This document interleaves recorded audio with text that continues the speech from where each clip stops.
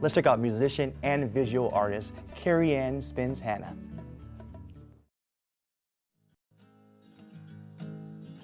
There's something in the air tonight, something I don't wanna have to fight. Oh no, fight no more.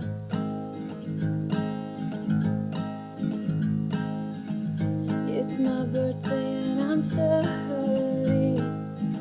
All I want is you next to me, saying, baby, you still look 23. Let's go back to when we first met, where the palm trees swaying and I don't speak the language yet. I had a woman reach out to me who I went to high school with, and she said that she was playing some of my music that I had just performed for a Front Porch concert series earlier in the day, and unbeknownst to her, her kids were listening, and one of her children has autism, and usually Nora Jones or Jack Johnson kind of helps settle him down and reduce symptoms of the autism. And he usually has, I guess you'd call them tantrums, and so the music just helps calm him down. And so she didn't realize her kids were listening to the music, and so he was asking for new song, and she didn't know what he was talking about, but her other kid told her that he wanted to hear the song she was listening to on the computer earlier that day, which was my song.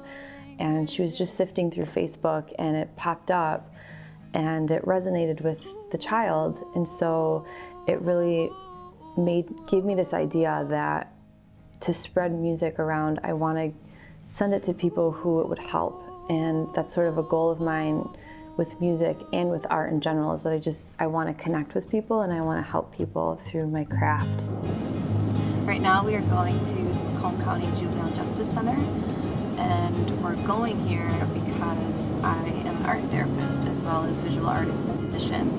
So I come here and I make art with the youth, and have different projects we do that help them de-stress, helps them goal set, and helps mitigate any type of tension or emotional conflict that they're having. Central, this is Miss Karianne checking with Radio GF3. Art therapy is a mental health profession, and it uses different art media to help people. And it does that by externalizing things that we hold inside. It works really well for everyone, but it works especially well for people that have been through trauma. So the brain stores trauma in the visual parts of the brain and not verbal parts. So a lot of times people don't have words to express the things that they've been through, but they can make art about it. A lot of what I do with the kids at the JJC is all about that. It's about providing trauma-informed care that helps them express what they've been through the visual language rather than the verbal language. We do spend some time discussing what they've made after the art therapy session, and that's really important too, because it moves the visual part of the creative process into the verbal side of the brain. So discussing it helps them put words to their experience as well, and to the artwork that they've made. Doing portraiture with the kids at the JJC has been a really integral part of my process with them.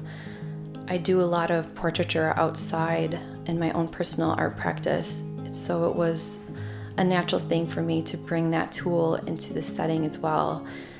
And what happens when we make portraits together is I sit with them for about 20 minutes and we're just looking at each other, and it becomes this really beautiful, raw, intimate moment between two people, and it's like, I see you and I'm gonna sit with you and I'm gonna reflect back to you what I see.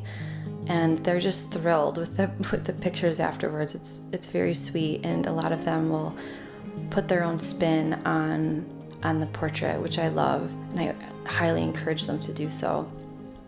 It's just been a very gratifying experience for all of us, and I'm happy that I can provide that for them.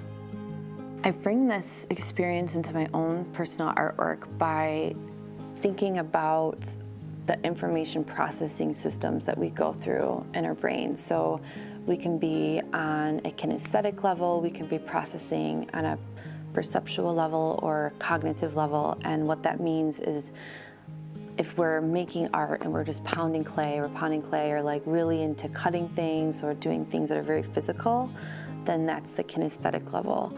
And what the art therapy does is it blends, ideally it blends all of these into one. So you're using multiple parts of your brain while you're making artwork.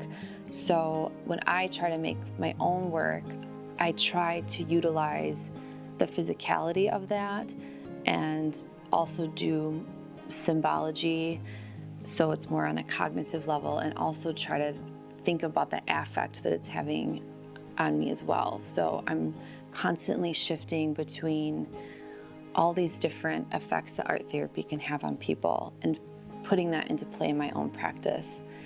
It's also very healing. So the art for me has always gotten me through having anxiety and bouts of depression. It really pulls you through whatever you're going through. So even though I didn't know it as a kid, I was doing art therapy on myself. So I think that's when I discovered that there was a career like this. It just fit because I had been doing it for years for myself anyway.